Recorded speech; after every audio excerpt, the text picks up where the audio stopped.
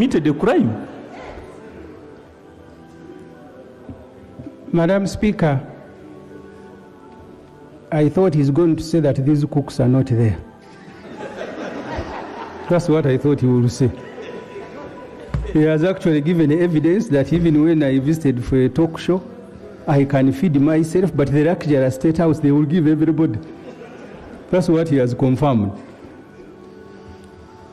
I have summarized on page 23 the staff categories. Drivers in State House, 170. Gardeners, 87. Cleaners, 82. Waiters and waitress, 77. Cooks, 59. Housekeepers, 31. Mechanics, 30. Chefs, 15. Motor vehicle attendants, 15. Room attendants, 15. Police officers, 12. Catering officers, 11. Stewards, 11. I don't want colleagues to lose the point I am making. I am showing you the allocation of the budget. 27 debt servicing. 12 trillion we are spending on ourselves. So the total, I don't have to read each and everything. 653 staff who are there cooking karo, dobbies, who. According to the staff list contained in the President's policy statement, the President employs 1,299 staff at his residence, State House, 1,389 in his office. A further 285 positions have been cleared for recruitment next financial year. The recruitment will bring total President workforce to 2,973. This is bigger than 2 secondary schools. You now come to RDCs, because you see, this is important. When you pass a budget, you are also passing and approving recruitment plans.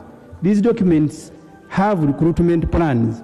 If the committee doesn't want to report on them, the main committee, it is unfair to stop others from reporting on it, because you're not only approving budgets, you are approving recruitment plans.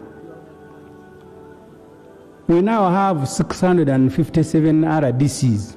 Remember, the Constitution, I don't have to read this, says there will be an RDC per district. I don't know if the districts have now grown to 657. I will go to Mulago Referral Hospital to compare. Mulago operating at 49% human resource capacity. In this report, we compare Mulago National Referral Hospital and the State House, President's Office, staffing levels. Both State House and President's Office employ 3,000 staff, while Mulago has 1,308. Total number of staff required to run Mulago is 2,649 members of staff, but only 1,308 have been recruited, which is 49% of the total requirement. Mulago needs 1,338 staff to operate at full capacity. The list below shows the critical staff missing at Mulago Referral Hospital. I don't have to go through the whole list, but you can see. This is where all of us go when we have problems. There are no staff, there are 90 cooks. Deliberately, I think the ones who uploaded did not put, but I wanted to summarize so I don't take a lot of time. This picture, if you're able to see, you have tens of children eating from the same container.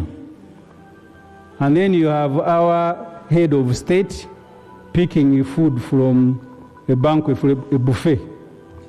This is how I have summarized PDM. Thousands of people are eating from one container. The rest have a buffet. So the ones who are enjoying a buffet are telling these thousands eating from a container, why are you not getting satisfied? He has now gone around inspecting. So you are on a buffet, picking meat, picking rice, picking chicken. And these ones, you have given them kaunga, all of them, you are asking them, why are you not getting satisfied? That's the economy of Uganda. 12 trillion is being spent on less than 1% of the population. And then you send 1 trillion and you're asking these people, why are you not getting wealth?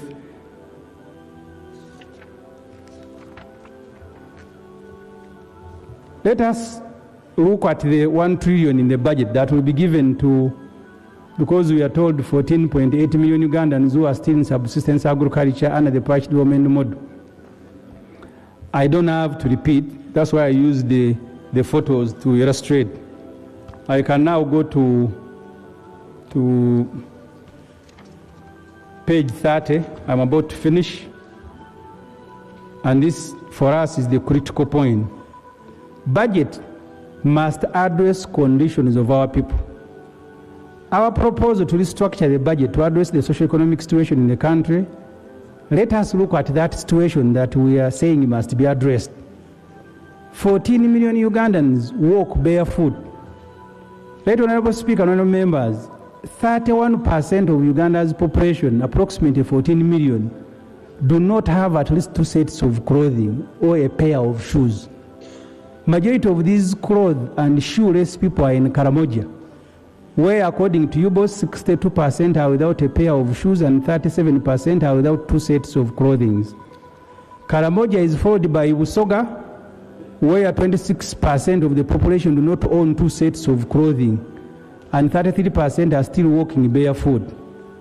This situation is evident when you look at the number of children in Busoga walking to school in plastic sandals called Nigina or barefoot.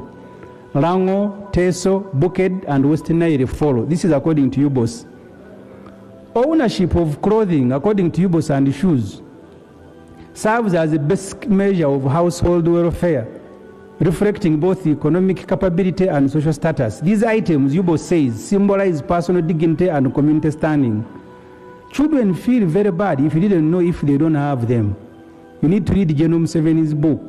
He still remembers that when they were in primary school, only Sir Richard Kaijuka had shoes. At 80, it is still paining him. There are photos here of children.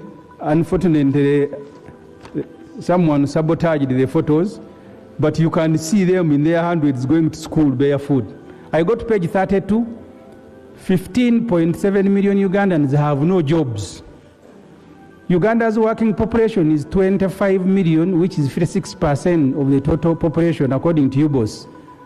Uganda's National Employment Policy 2021 defines 14 to 64 as the working age. Only 9.4 million of these 25 million are employed, according to UBOS. This simply means 15 million people are without jobs. General Tibuhabu on Labor Day stated that 1.4 million people are working in factories, 3.6 million in agriculture, 5 million in service, 46,000 in ICT, 408 in public service. Of course, President Museveni figures are exaggerated because the Auditor General, after head count, quoted 396,000 as the number of public service figure. The National Bureau of Statistics on page 162 of the census surprisingly records 13% of the working age as the number of the unemployed. This percentage of 13% actually means 3.2 million people and not 1.2 million as they put. Whichever figure you take, unemployment in the country is high, but even those reported to be working in factories are paid peanuts and working under very harsh conditions. Among the youth aged 10 to 30, numbering 10 million, only 1.6 million are without jobs. That's why younger people are restless. The solution cannot be abduction, court-martial, and prison. The solution is to look for jobs for them. Only 2.7 million Ugandans own bank accounts. We are told we are being moved into money economy. Maybe they will put us on trucks and drivers there. Only 2.7 million own bank accounts. On page 171 of the census report, UBOS reveals that only 2.7 million Ugandans own bank accounts. The bank account ownership gives a fairer picture of who really is working and is in money economy.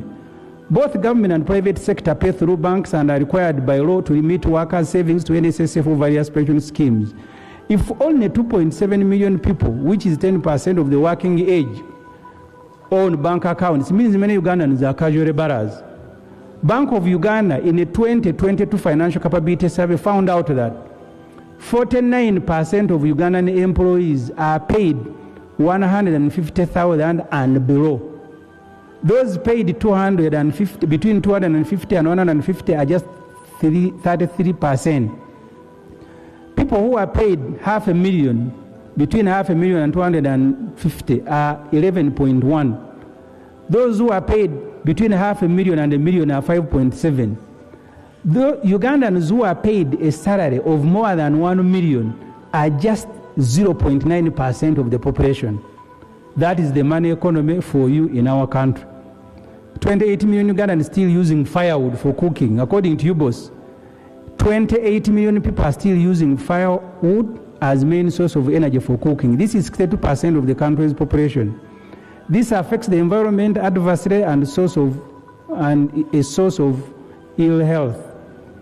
89% of the population is using firewood and charcoal. In Karamoja, 56% are still cooking in open space. The chair who presented the report said this is the best budget. Of the 10 million households, only 25 are using electricity for lighting and 28 are using solar. 5 million Ugandans ride border borders. According to UBOS, bicycles remain the main means of transport in the country. At least 20% of the population, roughly about 9 million people, own bicycles. 12%, 5.5 million, own motorcycles. 3.9, which is 1.8 million, own vehicles. What this means is that we are a border and bicycle economy. 14 million Ugandans in subsistence economy. According to the census, 3.5 million households, which is 33% of the total 10.6 million households in the country, are still engaged in subsistence economy. This is 14.8 million people. Just 2 pages and I finish, the rest are just annexes. According to UBOS, 62% of the entire population is in agriculture. This percentage means 28 million people are still surviving on agriculture. 5.6 million families share a room each, have no toilet. According to the census, there are 10.6 million households in Uganda. The average size of a household is 4.2 persons. According to the census, 53% of the households in the country sleep, 4 people sleep in one room. In Karamoja, it is even worse. It is 70% of the households that are sleeping in one room dwelling. So families have one room, that's where they sleep. According to the UBOS report, 7% of Uganda's population is without a toilet facility, still engaged in open defecation. Open defecation in Karamoja is at 60%, according to UBOS. World Health Organization underpins safe disposal of human waste as one of the key measures to reduce diarrhea transmission. Only 4.7 million households had improved sanitation facilities. As many as 6.5 million households are still using firewood. 20 million Ugandans food insecure. The Bureau of Statistics on page 356 of their report notes that 20 million Ugandans are moderately or severely food insecure. This is 4 people in every 10, representing 46% of the entire population. Again, Karamoja is worst hit, with 63% of the population suffering from food insecurity. It is followed by Teso. The chair of the committee is from Teso, the vice is from Karamoja. It is followed by Teso at 50% and Bukedu also at 50%. Also the reason is not very difficult to find. On page 332, UBOS reports that 98% of the country is still relying on rainwater for agriculture production. Irrigation is being undertaken only at 4%.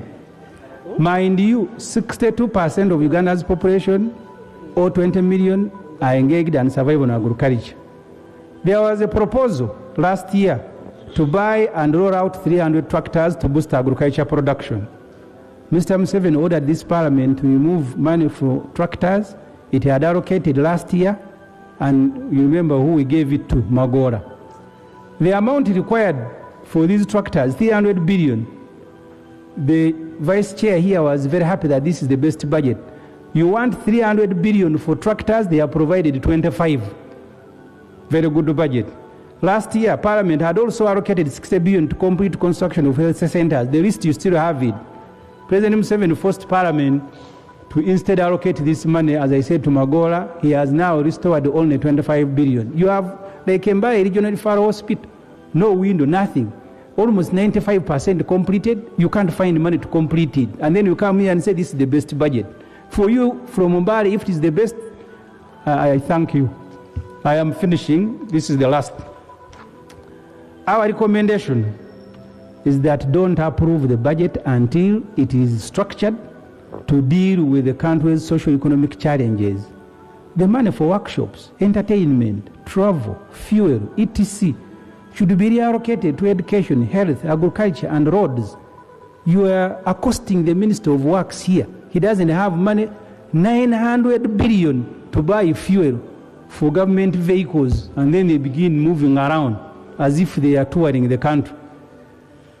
The final pages are just staff. I don't have to read them. Staff of our dear president, including cooks, gardeners. But I have also put the staff of Mulago Hospital for you to appreciate that the National Referral Hospital operates at 49%. Our view, since the law says that the budget should be passed by 30th of May, is for you to reject this particular budget. We'll go back and restructure it to deal with those issues that are affecting our people. If you don't, you'll have betrayed them. I want to thank you very much, honourable members, for listening to me, and Madam Speaker.